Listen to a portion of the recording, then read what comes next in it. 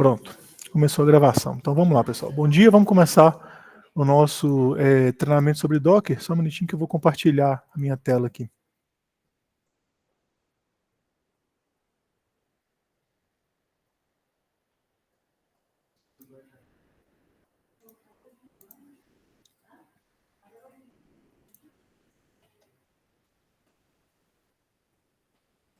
Vocês só confirmam para mim, por favor, por áudio aí, se vocês estão conseguindo visualizar bem a minha tela aqui.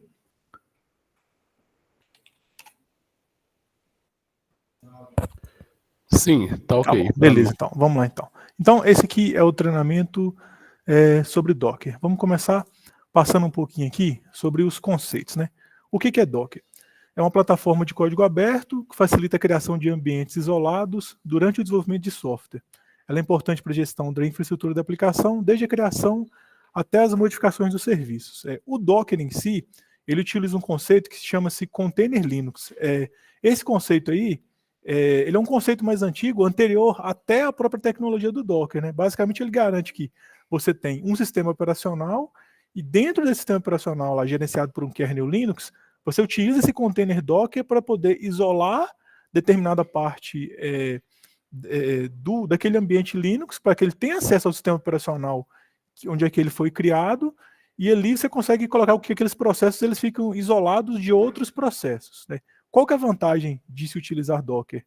Ele roda os seus containers com menos gasto de recursos, tem funcionalidades de segurança que são muito importantes. O controle de segurança do Docker ele é bem fino, isso fez com que ele se tornasse bem popular e ele evita um problema conhecido como inferno das dependências.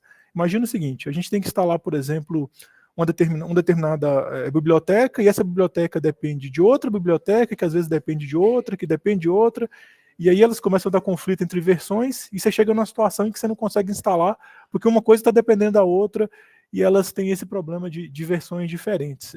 Uma das vantagens do Docker é que você evita esse problema aí. Por exemplo, você tem um servidor, imagina que ele está sendo utilizado, por exemplo, é um servidor grande, muito robusto, e você quer subir, por exemplo, várias pequenas aplicações. Aí uma que é o PHP 7, outra precisa do PHP 7.3, a outra é um PHP antigo, 5.6, a outra é o PHP moderno, PHP 8. Quem já precisou de fazer isso sabe o trabalho que dá quando você começa a ter esses conflitos entre as versões, por exemplo.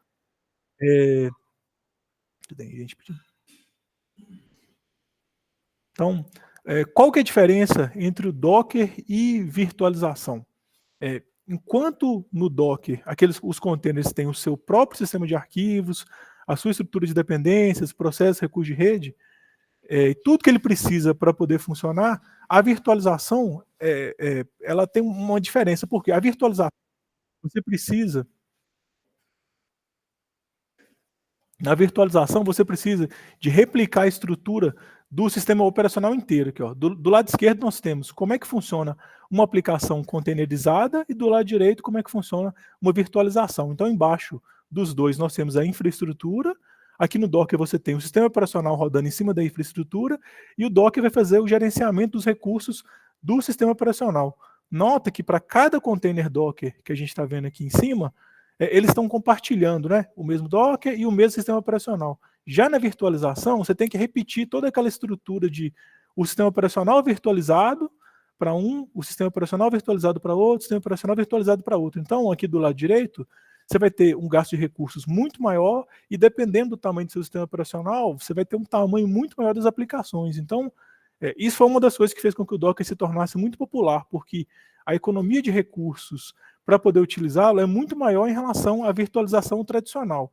Tem algumas desvantagens também, né? Então a gente tem que analisar quando é importante cada caso. Por exemplo, se você, como todos aqui do Docker, por exemplo, estão compartilhando o mesmo sistema operacional, se você fizer uma aplicação Docker que não respeita alguns requisitos de segurança, você pode colocar em risco todos os containers e toda a aplicação que está aqui, enquanto na virtualização elas são isoladas entre si. Então, a gente tem que saber como é que funciona, até para poder saber qual é a vantagem da aplicação de cada uma.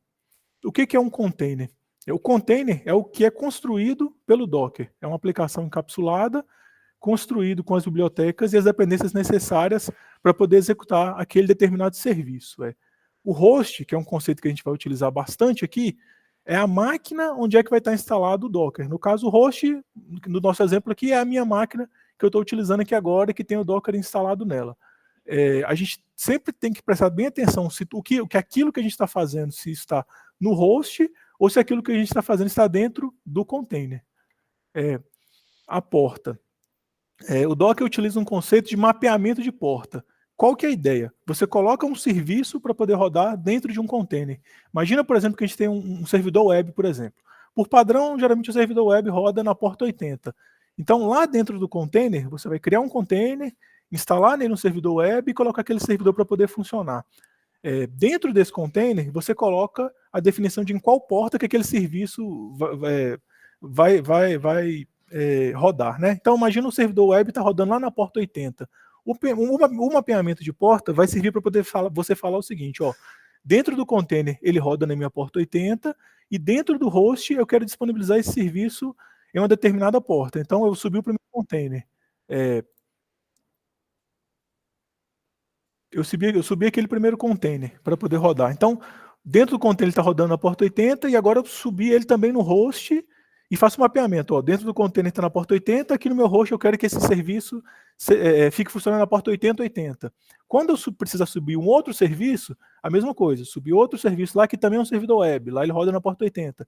Agora eu vou fazer um mapeamento para outra porta do meu host para poder falar o seguinte. Aqui no meu host esse cara vai rodar na porta 8081. Então, o mapeamento de portas é para a gente poder fazer isso. Os containers rodam aquele determinado serviço dentro das suas portas internas e o host tem a sua porta onde é que é feito o mapeamento, um de para desse serviço. Quando a gente colocar o serviço para rodar aqui, isso aqui vai ficar mais claro para a gente. Como é que é o conceito de volume? O sistema de arquivos do container ele é volátil, ou seja, depois que aquele container terminou a sua execução e ele é removido, tudo que não foi colocado para poder ser persistido, ele vai ser perdido. Então, para que serve o volume? Para a gente poder falar para o nosso container que determinados arquivos a gente quer que sejam persistidos depois que terminar a execução daquele container. Imagina, por exemplo, você subiu um servidor de banco de dados, por exemplo. Está rodando lá um PostgreSQL versão 9, por exemplo. Está rodando, sua aplicação começou a carregar os dados lá e tudo mais. Você, quando vai fazer a configuração desse serviço, geralmente você faz com que a pasta de dados do PostgreSQL seja mapeada para que quando aquele container for terminada a execução dele, os dados ainda vão estar lá. Se eu precisar trocar de versão, eu subo um outro container, mapeio aquela mesma pasta e os dados continuam lá para a gente poder continuar com aquela aplicação em funcionamento. O que é uma imagem Docker? A imagem Docker é a versão congelada de um container. A gente tem um arquivinho que chama Dockerfile, que ele serve para poder ser a receita de bolo da instalação de um determinado serviço. O que é tag? A tag é uma versão específica de uma imagem Docker. Geralmente, essa tag a gente faz... O uso da tag ele pode ser utilizado da maneira que você quiser, mas por convenção, o que a gente costuma fazer? A tag geralmente indica para a gente qual que é a versão daquele determinado serviço que está sendo prestado por aquele container. Ou seja, se eu tenho um container de servidor web, por exemplo, eu tenho um container de Nginx, por exemplo, que é um servidor web que existe, está usando o Nginx, por exemplo, na versão 5, por exemplo. Geralmente vai estar descrito isso na tag dele. Tem um outro conceito também que ele chama de tag latest, que geralmente a última versão daquele determinado container, daquela determinada imagem, ela é disponibilizada sempre na tag latest. Qual que é a vantagem? Ela vai estar sempre atualizada. Qual que é a desvantagem?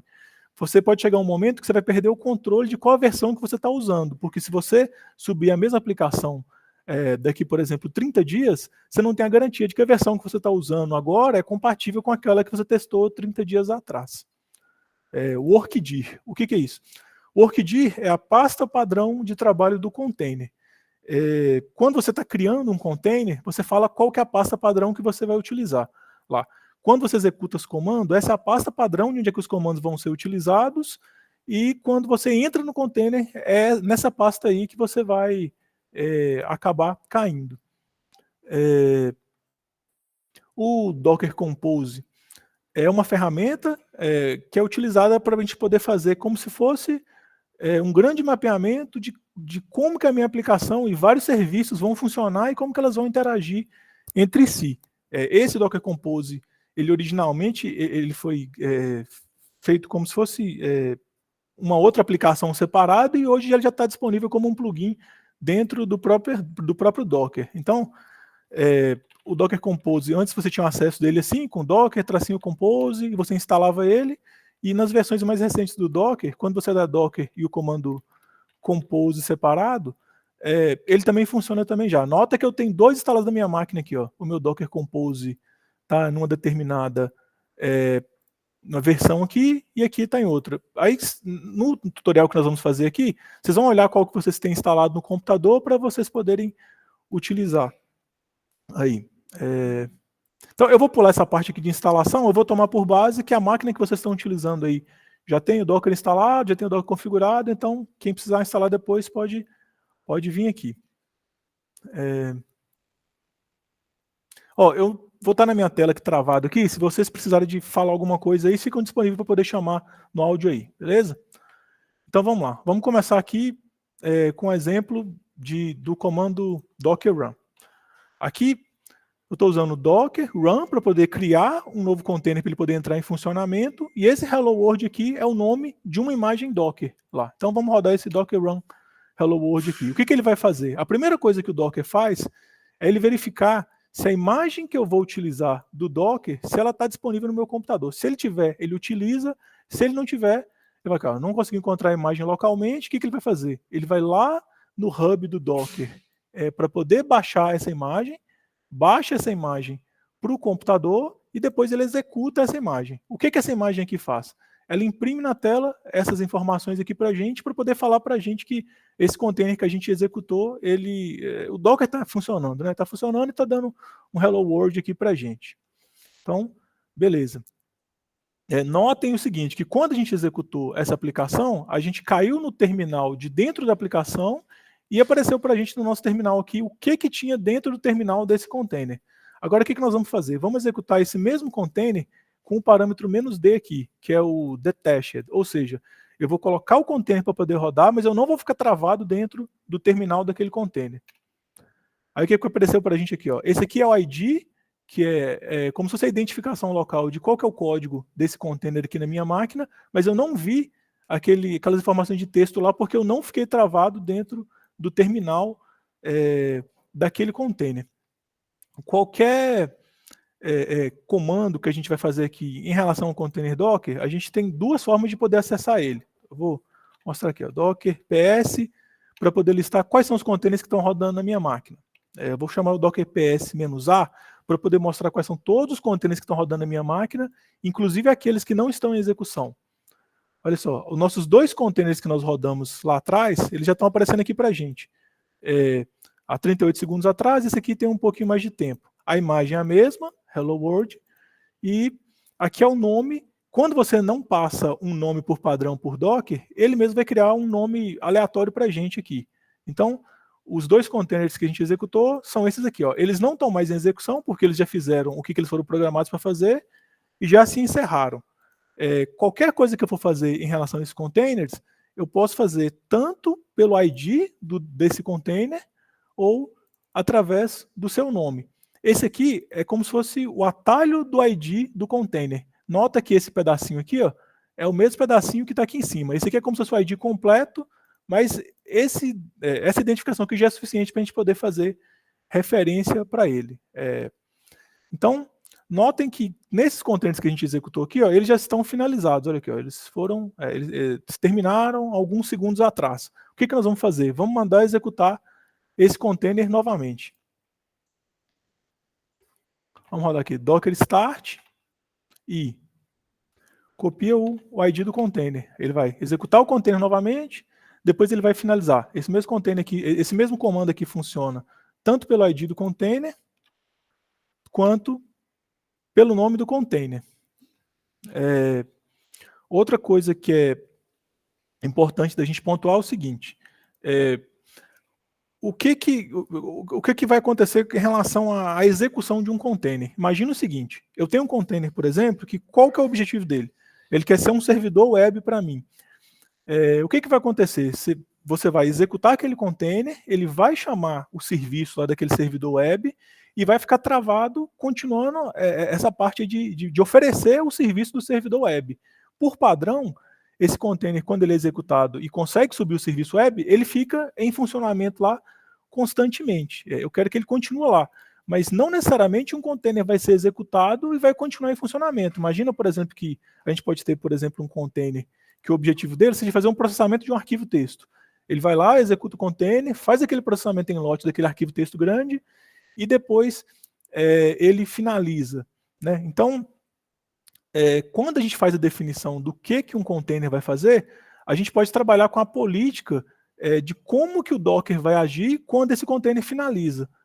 Como é que funciona isso? Ó? Quando a gente definir aqui, por exemplo, que a política de restart dele é não, quer dizer o quê? Se ele finalizou, ele vai continuar finalizado. Se eu falar que a política de restart dele é always, o que vai acontecer? Toda vez que esse container for finalizado, o próprio Docker vai tentar reinicializar aquele container para mim de novo. Então, num servidor web, por exemplo, a ideia é que ele fique sempre rodando. Então, se ele caiu por algum motivo, eu quero que o Docker tente reinicializar ele para mim. Essa política on failure, o que ela vai fazer? Quando aquele container Docker ele finaliza por algum problema, se for um problema do tipo de falha, o Docker restarta ele para a gente. Se não foi, ele vai continuar finalizado. E o unless stopped quer dizer que o Docker só vai tentar reinicializar ele, a não ser que eu tenha falado que realmente eu quero que pare aquele container.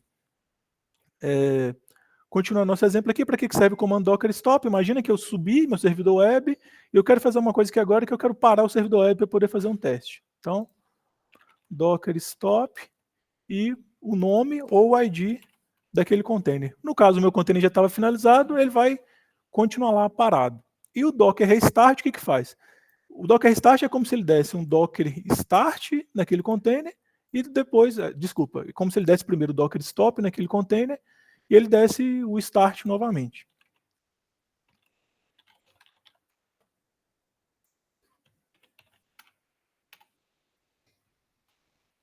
Ok. O comando docker rm serve para a gente poder... notem que nessa nossa máquina aqui, nós estamos com 2 containers criados. Então, já utilizei, já fiz o teste que eu tinha que fazer com esse container, ele não serve mais para mim. Então, vamos remover esse container aqui.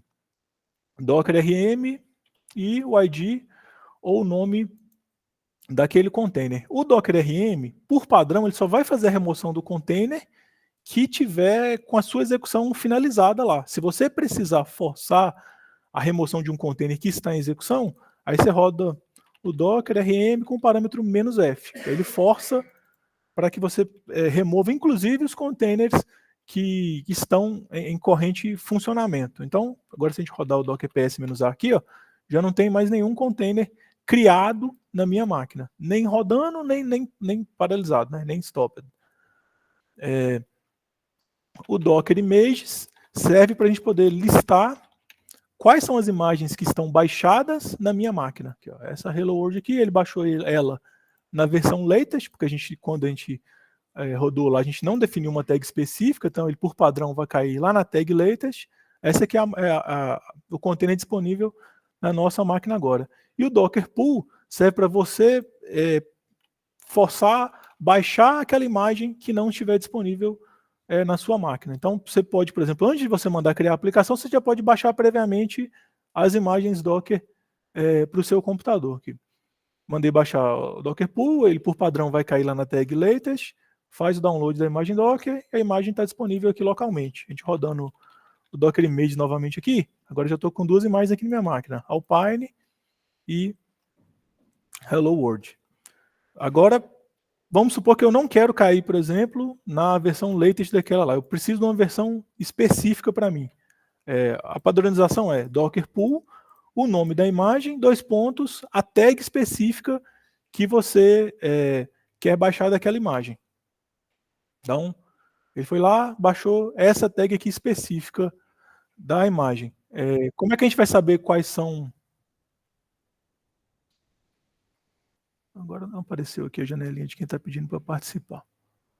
Como é que a gente vai saber, por exemplo, para essa imagem Alpine aqui, quais são as imagens que estão disponíveis, quais são as tags que estão disponíveis para a gente poder baixar? A gente vai lá no site hubdocker.com, procura pelo nome da imagem, Alpine, esse selinho verdinho aqui para poder indicar que essa é a imagem oficial, e aqui tem uma abinha que chama tags. Então, por padrão, eles geralmente mostram a imagem mais recente aqui em cima, latest, mas se eu quiser pegar uma versão específica, não é a versão 3 que eu quero a versão 2. Começo a colocar aqui, ele já vai filtrar para a gente lá. Quero pegar uma versão 2. Sei lá, deve ter 2.2. Alguma coisa.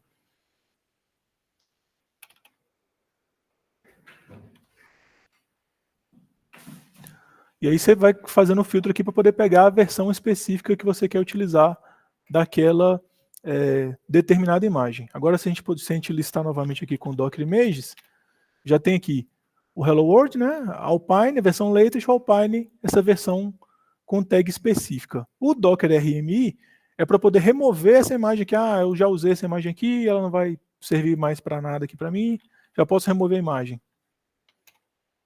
Eu listar novamente as imagens, aquela tag específica lá já não está mais disponível aqui. O comando docker exec. A gente vai primeiro criar um container para que depois a gente teste o comando docker exec. Vamos fazer um teste aqui. O que esse comando aqui faz? Docker run, eu estou criando um container, eu estou falando que eu quero escolher o nome do container dessa vez, eu não vou deixar o Docker escolher o nome para mim. O "-d", que é esse container vai rodar no modo detached, quer dizer, eu vou criar o container e não vou ficar travado no terminal dentro dele. E esse "-t" aqui é modo interativo. Aqui é o nome da imagem Docker. No nosso exemplo aqui, eu não estou colocando qual que é a tag, então ele vai cair na tag latest lá do Ubuntu. Mandei criar o container, ele procurou a imagem, não achou ela localmente, vai baixar, e depois que ele baixar, como a gente deu o "-d" aqui, eu já saí fora, não estou mais preso no terminal dele. Vamos verificar se esse container está rodando aqui. Então, o container feito da imagem Ubuntu, esse aqui foi o nome que nós demos para o container, né? Ele está rodando aqui há 7 segundos, foi criado agora, e esse aqui é o ID do meu container. Se a gente for olhando aqui, já está rodando há 24 segundos, 26 segundos, então beleza. O nosso container está rodando. Caso você tenha passado algum parâmetro aqui, ou está acontecendo alguma situação que esse container não está conseguindo se manter em execução, a gente roda com Docker ps -a para poder verificar, inclusive, se ele falhou e se ele não está mais em execução. Aqui está beleza, nosso container está rodando. O que nós vamos fazer? Vamos pegar esse container que está em execução e vamos rodar um comando dentro do container. Docker exec, o nome do container, e tudo que tiver aqui na frente do nome do container vai ser o comando que vai ser executado dentro desse container aqui. Rodei. O que ele fez para mim? Rodou um ls a partir do workdir do container, ou seja, ele entrou dentro do container e rodou esse comando aqui lá, o ls-la, deu essa saída aqui para a gente dentro do container. Do mesmo jeito que a gente rodou esse comando aqui, poderia estar mandando rodar uma função, poderia estar rodando um comando específico lá dentro daquele container. O que a gente vai fazer agora? O container está em execução, vamos entrar dentro desse container para poder agir como se a gente estivesse lá dentro mesmo do container. Porque, notem, aqui eu estou na minha máquina. O que nós vamos fazer agora? Vamos rodar esse comando aqui, docker exec -t, e vamos cair no bash, né, daquele container lá. Aí reparem que aqui já mudou para poder indicar para mim que nós estamos dentro do container. Eu estou logado dentro do container e estou logado com o usuário root, que é o usuário padrão dessa imagem aqui. Esse usuário também, se eu quiser, eu posso falar que eu quero logar dentro do container e com um usuário específico. Dá para a gente poder definir isso aqui também na hora de passar os parâmetros. Eu faço aqui o que eu tiver de fazer dentro do container. Se eu entrar, por exemplo, no home dele, notem que o meu usuário não está aqui dentro. Por quê? Eu estou dentro do container. Eu estou acessando como se fosse o sistema operacional lá daquele container, que não é o da minha máquina, apesar de estar usando os recursos compartilhados da minha máquina. Vamos sair fora aqui. E o comando docker stats serve para a gente poder ver a quantidade de recursos que estão sendo utilizados pelos containers que tiverem em execução na máquina. Então, você pode ver aqui que ele vai usar uma quantidade ínfima de recursos aqui, por quê? É basicamente a instalação de um Ubuntu com mais nada lá, instalado lá, sobrando lá. Ele vai ficar travado aqui no terminal, eu vou ter que apertar Ctrl C para poder sair fora dessa visualização aqui. O comando docker logs é para a gente poder visualizar na nossa tela os logs que estão sendo jogados na saída padrão lá daquele container. Nesse container aqui, não foi jogado nada para a saída padrão de erro dele lá. Eu vou adicionar o parâmetro "-f" aqui, porque ele vai fazer isso e também vai ficar travado lá para ver se vai aparecer futuramente alguma coisa aqui. Nesse exemplo aqui, não está aparecendo nada, porque nessa imagem aqui ele não jogou nada para a saída padrão. Quando a gente estiver fazendo o nosso exemplo aqui de subir uma aplicação web, a gente faz isso aqui de novo para a gente poder mostrar como é que fica. E depois da gente poder terminar nossos testes, nós vamos remover esse container. Quando ele consegue fazer a remoção, ele só fala aqui repetindo para a gente o nome do container lá. Vamos testar aqui. Docker ps-a não tem nenhum container em execução na nossa máquina. Então vamos lá. O que é o arquivo Dockerfile? Esse arquivo Dockerfile aqui, ele é como se fosse uma receita de bolo de tudo que eu preciso fazer dentro do container para eu poder instalar o serviço para que se propõe aquela determinada imagem que a gente vai criar. O que nós vamos fazer aqui agora? Vamos subir um servidor web aqui, bem simples, só para a gente poder testar como é que a gente faz para criar o nosso próprio container personalizado lá. Vou para o home do meu usuário, vou criar uma pasta aqui chamada web e entrar dentro dessa pasta. Beleza, web. Dentro dessa pasta web aqui, vamos criar um arquivo chamado index.html. O arquivo está aqui dentro. Vou abrir o Visual Code aqui. Nós vamos editar esse arquivo aqui, ó, index.html, que a gente acabou de criar. Dentro desse arquivo aqui, vamos colocar o conteúdo aqui de uma página HTML bem simples. O título é página de manutenção e tem esse conteúdo lá no meio dela. Criei o arquivo, salvei. Beleza. Inclusive, eu posso até fechar aqui já. Agora nós vamos criar nessa mesma pasta um outro arquivo de nome Dockerfile. Aqui. O conteúdo desse arquivo vai ser esse aqui, ó. Antes de colar lá, vamos pontuar aqui já. Como é que é a estrutura de um arquivo Dockerfile? A primeira coisa que você faz é definir de qual imagem que você vai partir. Você vai escolher a imagem base, ou seja, qual sistema operacional que vai rodar dentro daquele container que a gente vai criar lá. No caso, eu estou pegando o Ubuntu aqui, a versão mais recente dele. O que eu vou fazer? Qual que é o objetivo desse nosso container aqui? Fazer um servidor web simples. Então, o que a gente vai fazer? Atualiza a lista de pacotes e manda atualizar o Nginx lá dentro. Beleza. Depois, o que essa linha daqui de baixo faz? Expose 80. Eu estou falando para o meu Docker que esse serviço que eu instalei aqui, a porta padrão que ele roda lá dentro do container é a porta 80. Quando eu indico isso aqui, eu estou falando para o Docker que essa porta 80 dentro desse container será o mapeamento que eu vou fazer de onde que esse serviço que eu instalei vai funcionar lá. E esse comando aqui faz o seguinte, ó, na pasta que eu estou lá, que a gente acabou de criar, eu vou pegar o arquivo index.html do host, ou seja, da máquina nossa aqui, e vou copiar ela para dentro dessa pasta aqui, dentro do meu container, né? O padrão do Docker é sempre esse, do lado esquerdo as coisas do host, do lado direito as coisas dentro do container. Então, copie o arquivo index.html do meu sistema operacional, da minha pasta aqui do meu host, e joga dentro dessa pasta aqui, dentro do container. E o CMD é para poder indicar para o Docker o seguinte, quando esse container é inicializado, eu quero que você rode esse comando aqui, nginx -g daemon-off, ou seja, eu estou mandando o serviço do nginx iniciar dentro do container e fica travadinho lá, fazendo o servidor web funcionar. Então, vamos lá, voltar aquele arquivo que a gente criou aqui, Dockerfile, vamos colar esse conteúdo aqui, salvar, e o que nós vamos fazer agora? Nós vamos criar a imagem Docker apenas com esses dois simples arquivos aqui, ó, o index.html e o Dockerfile. Docker, estou mandando ele construir uma imagem, o conteúdo que ele vai utilizar para o contexto de construção dessa imagem é tudo que tiver dentro da minha pasta atual aqui, ou seja, a partir da pasta ponto, e aqui é o nome da imagem Docker que eu vou criar. Estou chamando ela de nginx-treinamento. Como eu não vou definir qual que é a tag aqui, ele por padrão vai criar ele na tag latest. Vamos mandar ele criar essa imagem Docker lá. O que o Docker vai fazer? Executar aqueles comandos lá que a gente colocou lá. Ele vai partir do from aquela imagem que a gente definiu lá, Ubuntu, vai mandar atualizar, manda instalar o Nginx e a última instrução que ele faz é copiar o index.html para dentro da pasta e assinalou lá que o CMD que ele executa padrão é Nginx. Se tudo der certinho, ele chega aqui no final aqui, ó, falando para a gente o seguinte, ó, que ele criou para a gente a imagem que a gente queria lá e o nome da imagem é Nginx treinamentos. Vamos conferir se a imagem está aqui mesmo. Se eu der um Docker Images aqui, ó, já está disponível na minha máquina aquela imagem lá que a gente subiu lá, Nginx treinamento. O que nós vamos fazer agora? Vamos subir esse container na nossa máquina para poder ver ele em funcionamento. Docker Run, o modo interativo, -D para ele poder rodar o container e não ficar travado nele. Aqui é o nome do nosso container, web.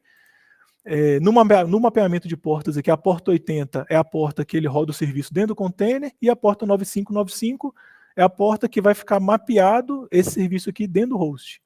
A política de restart é always, ou seja, se ele cair, eu quero que ele sobe de novo para mim, e a imagem Docker que ele vai utilizar para poder subir é essa daqui. Então, rodei, e esse ID que aparece aqui para a gente é o ID do container criado na nossa máquina. Vamos verificar aqui, ó, docker ps-a, tá lá já. Então, já criamos um servidor web, já está rodando. Ó. O nome é web, aqui é o ID que ele foi criado, o nome da imagem, o serviço que está rodando lá dentro, que foi aquele que a gente passou para ele, e se eu rodar novamente aqui, ó, tá falando aqui, ó, tá rodando lá. Se ele tivesse dado algum problema, aqui na coluna status ia ficar aparecendo assim, ó, restarting ou exited. Então, já tá criado e já tá rodando, ó. Dentro do meu container, o serviço roda na porta 80 e na minha máquina ele está disponível para qualquer IP na porta 9595. Vamos testar se esse cara aqui subiu mesmo. Então, beleza. Aquela nossa página de teste que nós criamos lá naquele index.html, ela já está disponível aqui. Agora, só uma observação que é, quando você for criando containers e mais containers, vai chegar uma hora que aquela porta que você quer usar pode ser que ela esteja ocupada. Então, se você precisar trocar a porta, vamos supor que a porta 9595 já estivesse ocupada na sua máquina. Você poderia mudar aqui, por exemplo, ele poder rodar na porta 9090, por exemplo. Então, geralmente os servidores de banco sobem na mesma porta, então quando você subir o segundo container, ele já vai começar a dar conflito. Então, sempre lembrar de colocar para poder rodar numa porta que ela esteja disponível na sua máquina. Agora, imagine a seguinte situação. Você está trabalhando aqui no seu ambiente de desenvolvimento e está montando a sua página web aqui, por exemplo. E aí você precisa, não, peraí, eu vou mudar esse texto aqui. O que você poderia fazer? A gente poderia pedir para poder entrar no terminal dentro daquele container e lá editar o arquivo. Só que isso aí não seria uma coisa muito prática, né? Da gente poder ficar entrando lá e editando direto dentro do container. Então, o que a gente vai fazer? Nós vamos remover esse container que nós criamos. Vamos remover esse container que nós criamos e vamos criar ele novamente, só que a diferença é que agora nós vamos fazer o mapeamento de volume. Como é que vai funcionar? Lembra que a gente copiou o arquivo para dentro da pasta var www.html? Nós vamos fazer um mapeamento falando o seguinte, que essa pasta dentro do container vai ser equivalente a essa pasta aqui dentro do meu host. Então, vamos lá, vamos subir esse container aqui. Subir ele novamente, com a diferença que a gente passou esse parâmetro aqui a mais dessa vez. Vamos conferir se ele está rodando. Beleza, está rodando lá. Então, vamos conferir de novo se o serviço está disponível aqui. F5, o serviço está disponível. O que nós vamos fazer agora? Nesse arquivo que nós criamos aqui, ó, essa é uma página de teste. Né? Então, olha, essa é uma página de teste com alterações. Editei o arquivo e salvei. Se eu voltar aqui no meu navegador e apertar F5, as modificações que eu fiz dentro daquela minha pasta local lá, elas estão disponíveis no serviço que foi prestado aqui dentro do container. Então, quando você começa a trabalhar localmente para poder fazer o desenvolvimento, é isso que você faz. Você mapeia aquela pasta de interesse lá, né? De onde é que tem o código da aplicação, e tudo que você fizer localmente vai ser aplicado naquele serviço que você está fazendo lá. Então, aqui no meu servidor web eu já posso fazer as modificações que eu quiser aqui, que elas já ficam disponíveis lá. Quando eu terminar essa aplicação aqui, esse arquivo não vai ser perdido porque foi feito o mapeamento desse volume aqui. Então, beleza, fizemos nosso teste, fizemos a alteração, vamos remover o nosso container aqui. O container não está mais disponível. Se eu tentar acessar aqui, vocês vão ver que não tem mais lá, o serviço não está mais em execução. E se depois que eu fizer esse teste aqui eu quiser remover, só apagar a pasta que foi criada lá. Esse aqui foi um exemplo simples de como que a gente faz, né, como é que a gente faz para poder subir o nosso container. Vocês querem fazer uma pausazinha para a gente poder discutir? Tem alguma dúvida? Ou a gente pode continuar? Nossa continuação aqui, nós vamos fazer uma aplicação mais simples para a gente poder subir lá um servidor de blog. Ou tá beleza? Aí vocês me deem retorno no áudio aí que eu estou na minha tela aqui. Só um comentário lá sobre aquela tag quando você foi criar o Dockerfile, que é muito comum o pessoal omitir, né? Deixar latest e quebrar a aplicação sem querer. Exatamente. Mais para frente eu vou fazer um comentário específico aí sobre isso, mas é exatamente isso. Porque imagina o seguinte, hoje nós estamos utilizando, por exemplo, um PostgreSQL versão 9, por exemplo, que vamos supor que fosse a latest atual. Você está utilizando ele agora. E aí daqui a alguns meses, o latest virou 10, por exemplo. E tem alguma coisa que é incompatível entre a 10 e a 9, por exemplo. Se você ficar pegando sempre a versão latest, vai ter uma hora que você pode perder esse controle e é uma coisa que estava funcionando perfeitamente, você já não tem mais esse controle de por que parou de funcionar, inclusive, né? Então, essa é uma coisa importante que a gente deve prestar atenção. Utilizar sempre versões específicas para você não perder o controle daquilo que está sendo feito. Então, vamos falar então sobre o Docker Compose, né? O que é o Docker Compose? Ela é uma ferramenta escrita em Python para poder definir e rodar aplicações multi-containers Docker. Então, igualzinho tem um arquivo Dockerfile lá para a gente poder fazer aquela receitinha de bolo de como que cria a nossa aplicação, o Docker Compose é como se fosse uma receitinha de bolo de como que a nossa stack, né, como que essa aplicação aqui com múltiplos serviços, ela vai funcionar, vai se relacionar, que serviço vai acessar o quê. Então, o que vai ser o nosso exemplo aqui? Ó? Nós vamos subir uma aplicação de blog, ela se chama Ghost. Aqui tem a página oficial dela, ela é como se fosse um mini gerenciadorzinho de content manager lá, de blog e tal. Ela, inclusive, consegue se conectar em vários tipos de banco de dados. No exemplo aqui, eu acabei mantendo MariaDB aqui, vai. Eu coloquei PostgreSQL aqui, mas na verdade no meu exemplo aqui ele está feito para poder conectar no MariaDB. O MariaDB é como se fosse uma versão otimizada do MySQL lá. Então depois eu atualizo aqui para a gente então. O arquivo Docker Compose, ele é um arquivo de extensão YML. Tem uma coisa que é muito importante que é o seguinte, nos arquivos do tipo YML, a formatação dele é um aspecto bem importante de validação de sintaxe dele. Se eu não respeitar direitinho os espaços aqui, ó, a quantidade, por exemplo, o Ghost é um dos, dentro de serviços, o primeiro nível que eu tenho aqui é o Ghost. Então, dentro desse primeiro nível aqui, eu tenho os serviços. Quantos serviços que tem aqui dentro? Um que é o serviço do Ghost e outro que é o serviço do GhostDB. Se você não respeitar essa quantidade de tamanhos aqui, no arquivo YML, você vai quebrar a sintaxe dele. Então, dentro do Ghost, aí eu tenho isso aqui, né, que já é outro nível lá, para poder falar a imagem, a porta, a política de restart, tal. Dentro da política, dentro das portas, aqui está a definição de quais são as portas. Então, essa formatação aqui, ela é muito importante no arquivo para ele poder conseguir validar a sintaxe. Se na hora que você copiar e colar você não presta atenção nisso, você vai ter problemas com o funcionamento desse arquivo aqui. Vamos montar nossa aplicação então para poder testar. Voltar para o home do meu usuário, vou criar uma pasta chamada blog e entrar nela. Dentro dessa pasta aqui, vamos criar um arquivo chamado Docker Compose YML.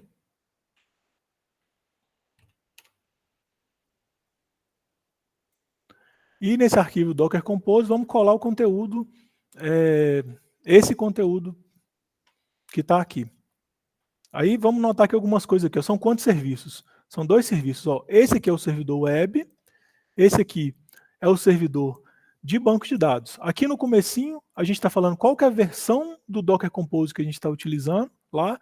Quando as versões vão evoluindo, costuma aparecer novas features, né, novas possibilidades aqui de configuração dentro do arquivo. Eu estou usando aqui no caso a 3.0. O services é para poder fazer a definição de quais são os serviços que vão estar disponíveis lá dentro. No image eu falo qual que é a imagem Docker que eu vou utilizar. Então eu estou utilizando a imagem Docker Ghost, a versão especificamente essa daqui. Port serve para poder fazer o mapeamento de portas, ou seja, dentro do container, esse serviço roda nessa porta, dentro da máquina ele vai rodar nessa porta aqui. Aqui é a política de restart, ou seja, se essa minha aplicação cair, eu quero que o Docker tenta sempre reinicializar ela para mim. E aqui serve para eu poder falar quais são as variáveis de ambiente que esse serviço aqui vai usar. Geralmente, as variáveis de ambiente são utilizadas para poder fazer, por exemplo, parâmetro de configuração, né? No caso, quando eu estou subindo o meu banco de dados, eu estou definindo aqui para ele falando qual que é o banco, a porta, a senha de root, se vai ter, qual que é o usuário padrão. E lá no meu servidor web, eu passo esses mesmos parâmetros para poder garantir que esse cara aqui vai conseguir conectar nesse cara aqui de baixo. Nota que a gente pode até utilizar os valores padrão aqui quando a gente está podendo fazer o teste, mas quando a gente for subir uma aplicação de verdade, é importante que se eu atualizo aqui, eu atualizo lá e vice-versa, e não usar os valores padrão lá. E na nossa aplicação aqui, o que mais que tem aqui de importante? Esse links aqui serve o seguinte, ó, esse meu serviço precisa se conectar com o serviço aqui de baixo. Por padrão, se eles estão no mesmo arquivo Docker Compose, um serviço consegue ver o outro. Eu tenho inclusive a possibilidade de falar o seguinte, que o meu serviço, o nome padrão dele é esse aqui, né, GhostDB, ou seja, GhostDB, e dentro do meu container, se eu quiser, eu posso dar um outro apelido para ele aqui. Aqui no meu exemplo eu estou colocando igual, mas eu poderia colocar outro nome aqui, tipo DB, por exemplo. Mas se eu chamar esse cara aqui de DB, eu tenho que lembrar que dentro do meu container, ele só vai conhecer como nome DB lá. O depends on serve para... O meu Docker Compose vai fazer o seguinte, ele só vai subir primeiro serviços que não dependem de outro serviço. Então, nesse exemplo aqui, primeiro ele vai subir o serviço de banco de dados e depois ele vai subir o serviço web que depende desse banco aqui. E o mapeamento de volumes, ou seja, dentro do meu container lá, dentro do meu container web, essa pasta aqui vai ser equivalente a essa pasta aqui dentro da nossa máquina aqui. A mesma coisa para o servidor de banco de dados. Essa pasta aqui é a pasta padrão do MySQL e vai ser mapeado para essa pasta aqui do meu host, ou seja, se a aplicação finalizar, eu continuei com os arquivos que foram guardados aqui dessa aplicação, quanto aos arquivos de banco de dados que foram utilizados. Então, o que nós vamos fazer agora? Estamos lá na pasta, o Docker Compose já está com conteúdo lá, vamos subir a nossa aplicação. Docker Compose app. Primeiro, o que ele vai fazer? Verifica se tem as imagens Docker, né, daquele serviço, ele não tem, vai baixar para a gente os containers lá, e depois que ele baixar esses containers, ele vai subir os serviços na ordem que a gente definiu lá. Ó, o banco de dados ele subiu primeiro, e depois ele subiu o servidor web, que tem como dependência o banco de dados lá. Quando você está no mesmo arquivo Docker Compose e sobe essa aplicação, ele cria uma nova rede virtual para essa aplicação de forma que os serviços se enxergam entre si aqui. Aí você pode falar, por exemplo, se você subir um outro serviço depois, se você quer que esse serviço enxergue esses aqui, ou se eles vão ficar isolados entre si, mas não vou entrar nesse momento aqui agora. Então ele foi lá, subiu a aplicação, e como a gente não passou o parâmetro "-d", a gente está travado no terminal aqui que está mostrando para a gente a saída dessa aplicação lá. Meu terminal está travado aqui. O que eu vou fazer? Eu vou cancelar aqui, para a gente poder voltar a ter acesso ao terminal, e aí por padrão ele vai finalizar a aplicação para a gente de novo. Vamos subir ela de novo aqui com "-d", para a gente poder entrar no modo detested aqui e não ficar preso aqui na aplicação. Ó. Beleza. Subiu de novo.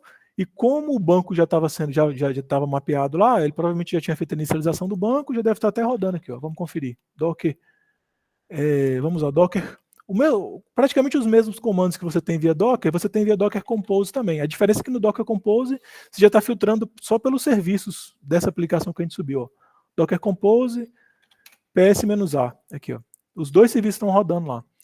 O do servidor de banco e o do servidor web. Subiu a aplicação, Docker ps-a, está tudo rodando. Se eles tivessem com algum problema, ia estar aparecendo aqui que eles estão reinicializando. Então aqui já está tudo ok. Vamos acessar o endereço aqui. Ó. E aí já subiu para a gente a versão padrão do Ghost com a instalação padrão dele lá. Ele subiu o container de banco, subiu o container web, viu que o banco estava vazio, já povoou o banco com a versão inicial lá de estrutura de dados dele, já está pronto para poder ser utilizado o nosso blog aqui. Belezinha. Já está em funcionamento, agora vamos testar aqueles comandos de logs que a gente não tinha conseguido testar da outra vez lá. Docker Compose, logs, ele vai mostrar os logs de todos os containers, a saída de tudo que estava lá, e se a gente usar o parâmetro logs -f, aqui você vai exibir os logs e vai ficar travado lá esperando por novas informações. Vou dar um espacinho aqui, ó. Esse log que a gente está vendo aqui é o log do servidor web lá. Então, toda vez que você acessa uma página lá, vem aqui na saída dele falando o que está sendo acessado. Vamos testar aqui, ó. Vou voltar na minha aplicação. Opa, voltar na minha aplicação, dar um F5 aqui. Fui lá no terminal. Aquele F5 lá fez o quê? Ele tentou acessar no barra, tentou carregar essa parte aqui, tentou carregar esses arquivos aqui. Essa aqui é a saída do meu servidor web para esse acesso que a gente acabou de dar lá. Então, quando você está desenvolvendo, geralmente você precisa de ficar conferindo os logs para poder ver se está tendo algum problema, se tem alguma coisa que não está funcionando conforme esperado. E depois que a gente terminar de usar a nossa aplicação, a gente pode dar o Docker Compose down para ele poder remover os containers relativos a essa aplicação aqui. Uma coisa interessante é o seguinte, né? Notem que a gente fez o mapeamento das pastas lá. Fez o mapeamento da pasta Ghost e da pasta GhostDB. Eles foram criados aqui localmente na minha máquina e ele mesmo já colocou aqui as permissões que ele precisa para poder ter acesso a essas pastas aqui. Se eu subir a aplicação novamente, como essas pastas estão mapeadas para o meu computador, quando eu subir ela de novo, ela vai continuar do mesmo jeito que estava lá. Por quê? As pastas de persistência, né, as pastas que tinham as informações que precisavam ser guardadas, elas continuam mapeadas aqui no meu computador local. Então, os arquivos continuam aqui, depois que você terminar o teste, você pode ir lá e remover essa pasta aqui se você não precisar mais dela. Outra dica interessante é o seguinte, vamos olhar aqui, por exemplo, vamos lá, eu quero fazer vamos supor que eu não soubesse que era essa a configuração para poder subir essa aplicação aqui, por exemplo. Eu conheci essa aplicação Ghost lá, por exemplo, e quero instalar ela aqui para poder fazer meus testes. Então, procurei por Ghost, esse selinho verde que indica que essa é uma imagem oficial do Docker, né? Dê preferência pelas imagens oficiais, e quando eu entrar nela, geralmente, todos aqui têm mais ou menos o mesmo formato. Aqui no começo ele fala para a gente quais são as versões, as tags, né, disponíveis dessa determinada imagem Docker. Aqui vão ter dicas de como que você faz para poder subir essa imagem Docker na sua área, para poder testar, as customizações que você pode fazer, quando você atualiza de uma versão para outra, o que você precisa fazer, quais as pastas que você precisa mapear, se você quer que essa sua aplicação não perca os dados, né, se ela fica em modo stateful, e onde que estão os volumes que você deve mapear para poder fazer isso aqui. Então, geralmente aqui ficam as dicas de utilização, e aqui na aba de tags fica a dica das tags disponíveis lá, né? Igual a gente falou aqui, ó, o latest, né? Sempre com a versão, a última versão, e aqui com a possibilidade de você navegar para poder escolher qual a determinada versão que você quer utilizar dessa aplicação. Então, sob boas práticas, né? Que é sempre tentar utilizar imagens oficiais desses serviços que você for escolher utilizar lá. Por quê? Geralmente essas imagens são mantidas pela empresa que desenvolve aquele serviço ou por uma comunidade grande que né, fã daquele determinado serviço lá. Procure sempre versões específicas do que você vai utilizar para poder não cair no problema de você utilizar uma versão latest e depois você perder o controle daquela versão específica que você está utilizando. E o tamanho das imagens também é uma coisa bem importante, porque essa imagem Docker, quando você for subir ela para produção, você vai utilizar ela e vai consumir recursos. Então, se você tem o mesmo serviço lá, pode ser que você encontre, por exemplo, o mesmo serviço hospedado em imagens base diferentes que tem tamanho diferente. Vamos fazer um teste aqui, ó. PHP, vamos lá no repositório oficial do PHP, por exemplo. Aí vamos supor que a gente quer uma versão bem específica aqui, 8.2, sei lá, ponto 10 aqui, vamos ver se eu consigo achar aqui. 8.2.10 aqui, por exemplo.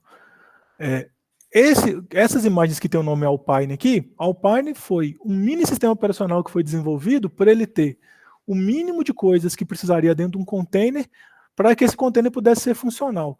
Então, ao invés de você utilizar uma imagem básica, uma imagem muito grande, igual a do Ubuntu, você pode utilizar uma imagem básica Alpine, que é uma versão bem pequenininha. Então, por exemplo, ó, essa versão aqui do Alpine aqui, do PHP 8.2, o tamanho dela está sendo 30 MB. Olha como é que é pequenininha essa imagem aqui. Vamos ver se a gente encontra essa mesma imagem aqui, que não for Alpine, só para poder exemplificar aqui, ó, o Bull-Eye aqui, por exemplo, que é um Debian.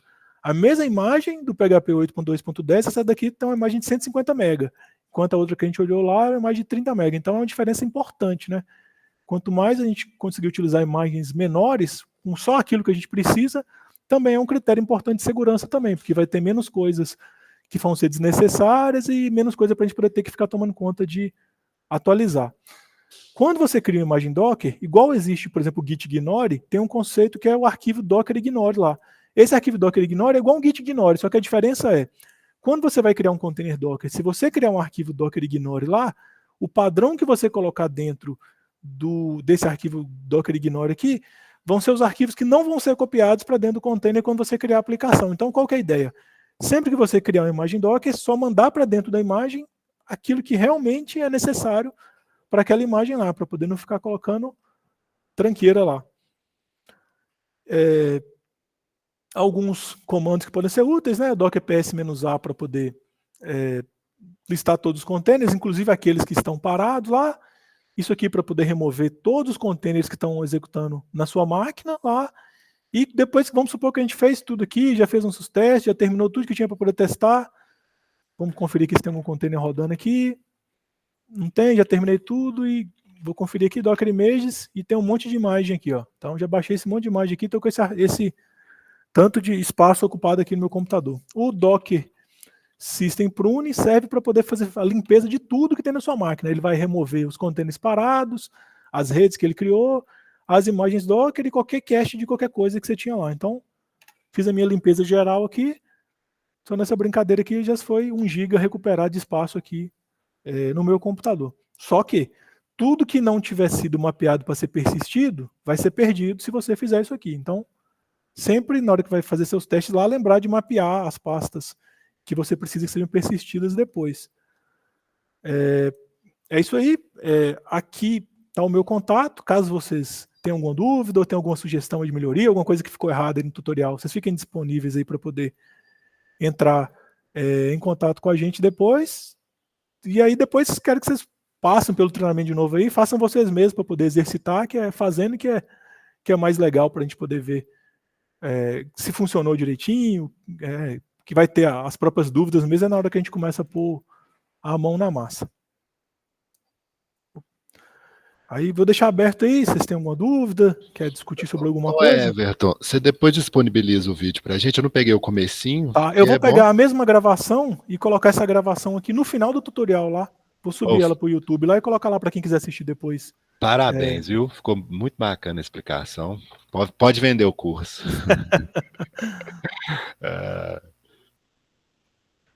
Vocês têm alguma dúvida? Quer perguntar alguma coisa? Então vou finalizar a gravação aqui então. Agradeço a participação de todo mundo aí. Valeu demais. Ô Everton, só reforçar os parabéns